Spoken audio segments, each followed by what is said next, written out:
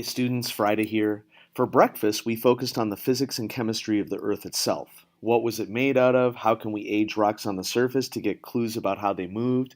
How does temperature and pressure affect magma and its motion? For our first plate of lunch, we want to investigate what happens when chunks of our crust run into each other. The chunks of crust are called plates, and where two plates meet, it is called a plate boundary. And as you can see in this image, not only are we reminding ourselves of our model of a hard-boiled egg, imagining the surface of the Earth like the cracked shell of a hard-boiled egg, but over time, we've done a really great job of mapping where the cracks are located on the surface of the Earth. So each of the continents are divided into plates, some of which contains the continent itself, but some of it may contain a portion of ocean that is next to that continent. So the North American plate not only contains the majority of North America, but it also contains a chunk of the Atlantic Ocean. The Pacific plate is mostly the Pacific Ocean, and we see the eastern part of the Pacific plate over here on this side of the diagram, and the western part of the Pacific plate over here. How these plates move and interact with each other is an important aspect of understanding how boundaries between different plates work. Our first boundary that we'll work with is called a convergent boundary. What does it mean when two things converge? When they converge, it means that they are colliding together and interacting with each other. So when two plates move together and collide, we call that a convergent boundary. Now, there are lots of features that can happen at convergent boundaries, and they're displayed on the image here. I'm going to come back to this list after we get an opportunity to see this in motion. First, let's start with a picture. In this picture, this is a cutaway of the side of the crust of the Earth. And we have a portion here that has ocean and oceanic lithosphere. Remember, lithosphere is a fancy word for the crust. We also have continental lithosphere. Remember that the oceanic crust and the continental crust are frequently different from each other. Continental crust made of granite, a less dense rock, so it floats higher on this magma underneath it in the upper mantle. And then the oceanic lithosphere is usually made out of basalt, which is a much more dense rock that is more compact than the continental rock, so it floats lower on this upper mantle surface. That difference in density is important to understand what can happen when two plates converge with each other, because the difference in density can drive where they go. And we can sort of see this in this image, that the oceanic crust is sinking underneath the continental crust. I don't think that there's a better way to see this than with a video, and so I'm going to show you a video that sort of shows you in real time what's happening. Just take you on a little tour of the video before it starts, and then you'll see a different colored arrow. So here we have two arrows pointing towards each other for these pieces of crust, showing that they are two pieces of crust that are coming together or converging. Now notice that we also see a cutaway here of what's happening in the interior of the Earth as well, and different land features that are appearing as a result of this interaction. Let's go ahead and start the video. So this boundary is where we are mostly focusing our attention, where the two pieces of crust are interacting with each other. In this case, it's two pieces of oceanic crust. As these pieces of crust move together, whichever is the denser of the two plates will tend to sink underneath the other one. And when that happens, that portion of the plate that is sinking will melt as it gets hotter and hotter as it sinks down into the plate. Now, when that melting happens, that rock is a lot hotter, is less dense, and will tend to float to the surface. Folks, this is how volcanoes happen. Volcanoes happen because when a plate sinks underneath another plate, the melting plate can move underneath another one.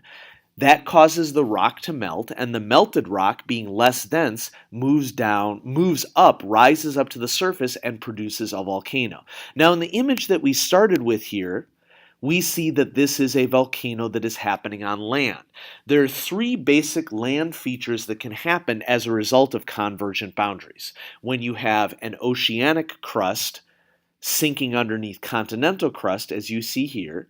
You can also have oceanic crust sinking underneath another piece of oceanic crust, as you saw in the video.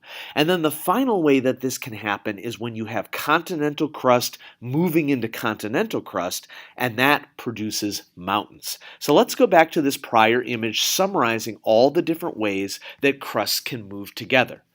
When we have continental and oceanic crust converging together, you will get what's called a subduction zone and volcanoes. What does sub mean? Think of all the words that you know that start with the word submarine.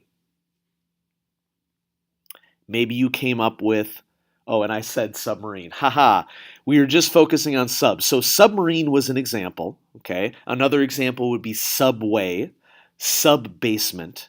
What does sub mean when you put it in front of a word? Sub means below. So subway, below the street. Submarine, below the surface of the ocean. A subduction zone is a place where a piece of crust is moving, ducting, duction in this case means movement, underneath other plates. And when this happens, we can get melting of this plate, causing the less dense magma to rise to the surface and produce volcanoes. You will tend to get volcanoes on the edge of a continent when it happens between the combination of an oceanic plate and a continental plate. When two oceanic plates come together, you can get a volcanic island arc. There's no better example of that than in the islands of Japan and the Philippines. The reason why Japan exists is because it is a volcanic island arc. Mount Fuji is one of the most famous volcanoes in Japan, and that is an example of a volcanic island arc. Going back to continental and oceanic plates, subduction zones that produce volcanoes, a really good example of that would be Italy's Mount Vesuvius, which erupted in AD 79, wiping out the towns of Herculaneum and Pompeii nearby. Another example of a subduction zone between a continental and oceanic plate is on the western edge of North America. Washington State's Mount St. Helens, which erupted in 1980, devastating an area in the state of Washington, is an example of a volcano produced by a subduction zone. Other things that can happen are when mountains are thrust up when two continental plates collide with each other. Continental plates are usually too thick to be able to sink underneath each other, and so they will push mountains up. That is how the Himalayan mountains were formed in near Nepal and India. It is how the Rocky Mountains were formed in the western United States, and also how the Appalachian Mountains were formed on the eastern United States. We can use relative dating to understand which mountain range is older, the Appalachians or the Rocky Mountains. The Appalachians are more rounded mountains. The Rocky Mountains are more spiky mountains. We know that the Appalachian Mountains are older than the Rocky Mountains because the action of weathering and erosion has rounded those mountains over a longer period of time than the very spiky Rocky Mountains. So the reason why either of those mountain ranges in the United States exists is because there are portions of our continental plate that are running into each other, thrusting those mountains up. Don't forget about the concept of density here, very important. We know that plates that are more dense than other plates will tend to sink, which is why when oceanic plates interact with other oceanic plates or a continental plate, there is usually a difference in density that results in one sinking underneath another one.